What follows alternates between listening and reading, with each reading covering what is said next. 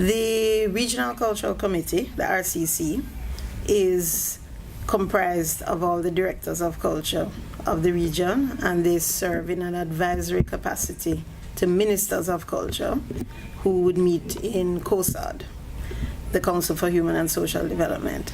So the RCC, though, is a body that has been around since 1987. They first met in 87 in Trinidad and Tobago.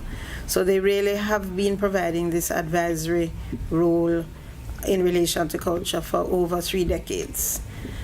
We just concluded our 26th meeting of the body. We try to convene it annually. And this particular meeting, like many of those that we have had before, it's an excellent forum for directors to come together and look at how they can coordinate and harmonize policy to support the development of culture in all of its various dimensions that could have to do with the cultural and creative industries, on CARIFESTA, on the regional development strategy for culture, as well as reparations for native genocide and slavery, and all of the issues that are on the regional cultural agenda were on this meeting agenda for the RCC. Okay. Do you think this meeting met its objectives? Yes, I would say that it was a very successful meeting in a number of ways.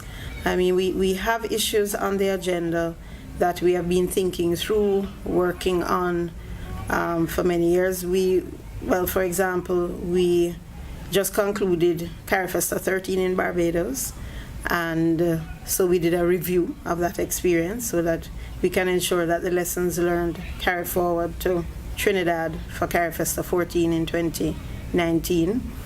And the regional development strategy, we advanced that by looking at the action and implementation plan for the strategy. But I think most importantly, and I think what was perhaps most fulfilling for the delegates, was that we had a really good discussion on financing culture. Because I think across the region, directors, the CARICOM Secretariat, all of the relevant entities are strapped for resources. And at this meeting, we had representation from the ACP Secretariat, from UNESCO, from the Caribbean Development Bank, and from Caribbean Export. So we had a really excellent discussion on how we can build the partnerships. We got insights into funding mechanisms available in many of these, particularly UNESCO and the ACP, that we weren't aware of before, and some of the changing regulations to access the funding. So I think directors found that very useful. The Caribbean Development Bank is about to launch a regional fund for culture with startup capital of $2 million, 2.6. And so that was good for the directors too to hear about the plans for that initiative. And Caribbean Export has resources under the 11th EDF, and they're doing quite a bit of work in the cultural and creative industries. So I think all in all, that was especially very useful for all of us.